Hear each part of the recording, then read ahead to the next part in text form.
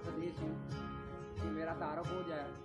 दूसरा ये है कि जिस दोस्त ने खादा जड़ियाँ ने ना कणक खादा तो बगैर नहीं होती, मजबूरी है कि महंगाई है तो जमींदार फिर जेब वाली देखता है, जेब में कुछ होवे तो दिल करता खर्चा करना। जो खर्चा ना हो ना तो जितने असं 2 बोरी पाने हैं 1 बोरी पा के यूरिया का ज़्यादा इस्तेमाल करने हैं, DAP से पोटाश का इस्तेमाल बिल्कुल करते नहीं। तो कणक एक ऐसी फसल है कि ये असी फास्फोरस वाली खादा DAP या नाइट्रोफास ना पाइए ना दाना बन जाता, वजन नहीं बनाता। इस वास्ते दोस्तों गुजारिश ही है कि कणक के मुतनासिब खादा का इस्तेमाल बर वक्त पाना बहुत जरूरी है। वसैल ना होने की वजह नाल देश दोस्त ने बिजाई के टाइम अगर खादा इस्तेमाल नहीं कीतियां, हुण जदों असीं पानी पहला ला रहे हैं ना तो थल्ले DAP या नाइट्रोफास की शक्ल के खादा असीं पूरियां पाइए तो जे पैदावार लैनी है।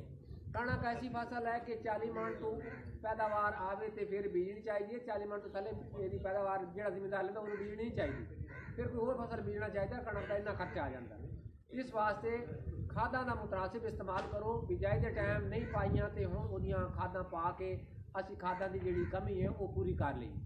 दूसरी बात यह है कि कणक की चौखी पैदावार लैण वास्ते जिहड़ा अगला अमल है वो जिस तरह के साढ़े आमिर साहब ने तुहानूं दस्सिया जड़ी बूटियां तलब करनियां ने, और जड़ी बूटियां तलब किस तरह करनियां ने कि वेले नाल करनियां ने। अगर जड़ी बूटियां लेट हो जाण ना तो वो जड़ी बूटियां सख्त जान हो जांदियां, फिर दवाई भी ज़्यादा सख्त करनी पैंदी है, और दवाई ज़्यादा सख्त करने नाल जड़ी बूटी तो मर जाती है लेकिन फसल पर दबाव हो जाता है क्योंकि सख्त दवाई इस्तेमाल होती है। इस वास्ते छोटी स्टेज में जड़ी बूटियां मार लिया करो, और क्योंकि यही खर्चा असी बाद ही करना तो टाइम नाल करके क्यों नहीं अस इस स्प्रे करिए।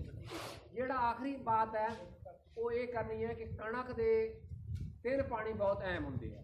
एक पानी जिहड़ा पहला पानी जिहड़ा बटरू वाला कोर वाला पानी कहने ये इंतहाई अहम है, और ये पानी कदों लाना चाहिए जदों असी कणक बीज लेने हैं।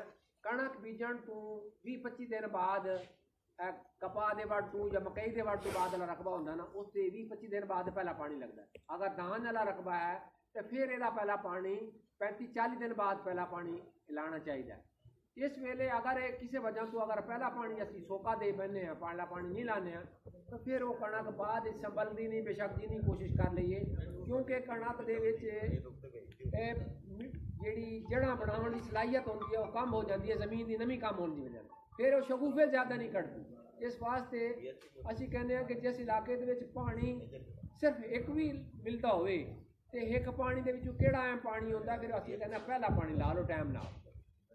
और दूसरा जो इंतहाई अहम पानी है वो है कणक जिस टाइम गोब की हालत होंगी है उस वेले पानी दूसरा इंतहाई अहम है। और गोब की हालत के कणक ये फैसला कर रही होंगी है कि सिट्टा मैं करना है तो किन्ने साइज़ का करना है तो किन्ने दाने उहदे बनाने, और एक टाइम होता है कणक बीजण तो 80-85 दिन बाद ये दूसरा पानी इंतहाई अहम है ला लेना चाहिए। इतने अगर किसी वजह तो असी पानी में सोपा दे दईए तो फिर जो सीटा निकलना है वह साइज़ छोटा होना, और तुहानूं पता है कि सीटे का साइज़ छोटा हो तो दाने थोड़े बनने तो पैदावार फिर लामाला फिर घट होनी।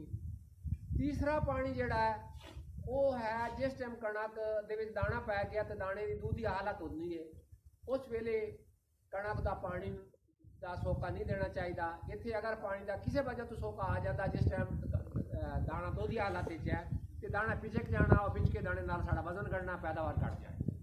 3 पानी इंतहाई अहम है, ये भी अगर मौसम सख्त आ जाता तो दरम्यान असी पानी ला सकते।